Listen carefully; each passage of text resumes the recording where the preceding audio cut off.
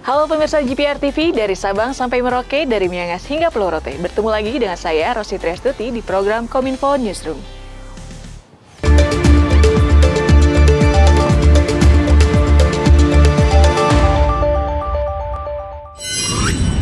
Pemirsa, pemerintah melalui Kementerian Kesehatan tengah membuka vaksinasi COVID-19 untuk anak usia 6-11 tahun dimulai hari ini pada Selasa 14 Desember 2021. Vaksinasi dilakukan bertahap mulai dari provinsi dan kabupaten atau kota yang mencakup kriteria vaksinasi dosis 1 70% dan vaksinasi lansia di atas 60%. Pemerintah memastikan penyuntikan vaksinasi COVID-19 pada anak dimulai pada 14 Desember 2021 di 115 kabupaten kota. Menteri Kesehatan Budi Gunadi Sadikin menyatakan bahwa program vaksinasi anak usia 6-11 tahun ini menggunakan vaksin Sinovac. Vaksin tersebut merupakan vaksin COVID-19 pertama yang mendapatkan izin penggunaan darurat untuk disuntikan ke anak di Indonesia dari BPOM. Adapun ketentuan syarat suatu kota atau kabupaten dapat memulai vaksinasi anak usia 6-11 tahun, yakni capaian vaksinasi dosis pertama mencakup 70% dan vaksinasi lansia mencapai 60% dari target. Kemudian juga perlu dijelaskan siapa yang boleh melakukan vaksinasi anak ini adalah kabupaten kota yang sudah memenuhi kriteria 70% vaksinasi pertama dan 60% vaksinasi untuk lansia. Jadi kita identifikasi ada 115 kabupaten kota di beberapa provinsi yang sudah memenuhi kriteria ini. Mereka yang akan kita alokasikan vaksin Sinovac untuk bisa memulai suntik anak-anak 6-11 tahun mulai besok. Di kesempatan yang sama, Menko Maritim dan Investasi menegaskan bahwa pelaku perjalanan internasional harus mematuhi peraturan karantina selama 10 hari untuk mencegah masuknya COVID-19 varian Omicron. Pemerintah juga tak segan untuk memasukkan ke karantina terpusat. Dalam rangka mengantisipasi kenaikan kasus COVID-19, Menteri Koordinator Bidang Kemaritiman dan Investasi Luhut Binsar Panjaitan menegaskan pelaku perjalanan internasional wajib melaksanakan karantina selama 10 hari. Namun jika ada yang berusaha kabur atau lari dari karantina, pihaknya memastikan akan diceburkan ke karantina terpusat. Orang yang dapat libur keluar, kita pastikan dia akan dapat 10 hari. Kita tidak mau negeri kita ini dicederai, dicemari oleh COVID yang lain gara-gara kita sendiri tidak disiplin. Sekali lagi, dan kemarin ada upaya-upaya melarikan itu kita akan langsung ceburin aja masuk ke dalam karantina terpusat. Ya kalau tidak mau di hotel, ya kita bikin di karantina lain yang kita betul-betul pastikan bahwa itu aman. Jadi kita ada menghitung risiko dengan data yang ada. Jadi kita tidak mau mengorbankan apa yang sudah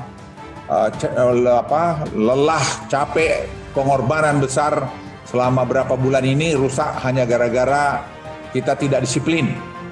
Jadi semua harus disiplin, bisa menahan diri dulu. Terus untuk normal tentu masih butuh waktu, kita masih lihat lagi.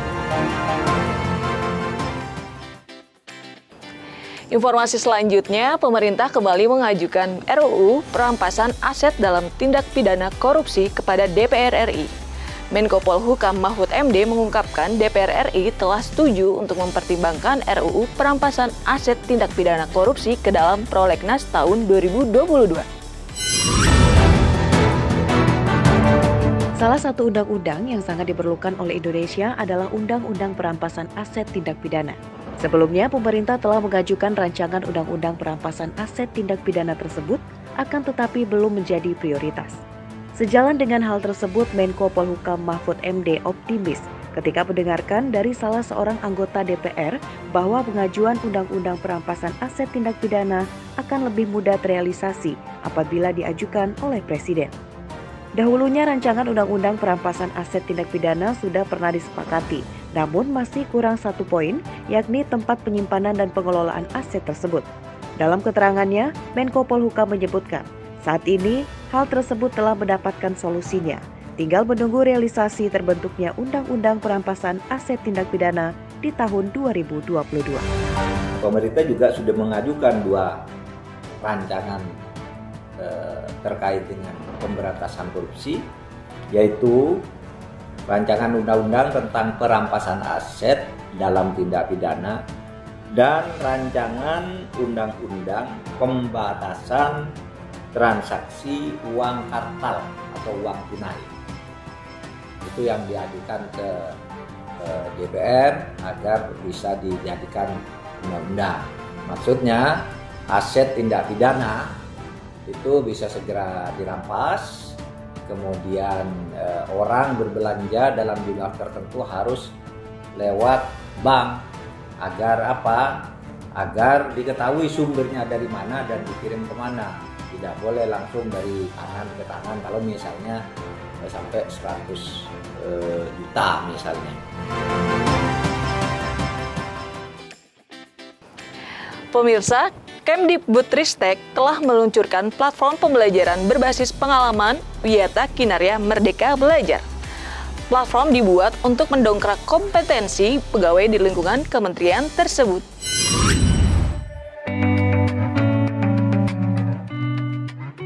Dalam upaya peningkatan dan pengembangan sumber daya eksternal dan sumber daya internal, Kemendikbudristek membentuk Corporate University yang dinamakan Wiyata Kinarya Merdeka Belajar. Dalam arahannya, Menteri Pendidikan Kebudayaan Riset dan Teknologi Nadiem Anwar Makarim pada peluncuran Wiyata Kinarya Merdeka Belajar menyebutkan bahwa saat ini Merdeka Belajar telah menjelma sebagai gerakan nasional yang membawa pendidikan di Indonesia menjadi lebih baik. Selanjutnya, Mendikbudristek juga mengajak sebuah kalangan pendidikan untuk terus belajar, berkembang, dan bergerak serentak mewujudkan Merdeka Belajar. Wiyata Kinarya mengintegrasikan sarana, sumber belajar, serta pembelajaran dan pengembangan yang dapat diakses dengan single sign-on. Dengan 1 kali masuk, kita bisa menggunakan sarana belajar yang sudah kita kembangkan sebelumnya, seperti rumah belajar, Spada, Slims, Pijar, dan lain sebagainya. Tidak hanya itu, Wiyata Kinarya juga mengintegrasikan metode pembelajaran berbasis pengalaman atau experiential learning, coaching atau mentoring, dan pelatihan formal dengan porsi 70-20-10. Besar harapan saya bahwa Ibu dan Bapak dapat menggunakan platform ini untuk meningkatkan kompetensi dan menguatkan kolaborasi di antara kita.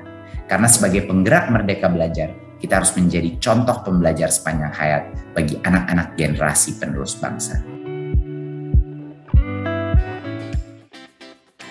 Informasi terakhir pemirsa, Presiden Joko Widodo menerima kunjungan kehormatan Menteri Luar Negeri Amerika Serikat Antony J. Blinken pada Senin 13 Desember 2021 di Istana Presiden Jakarta.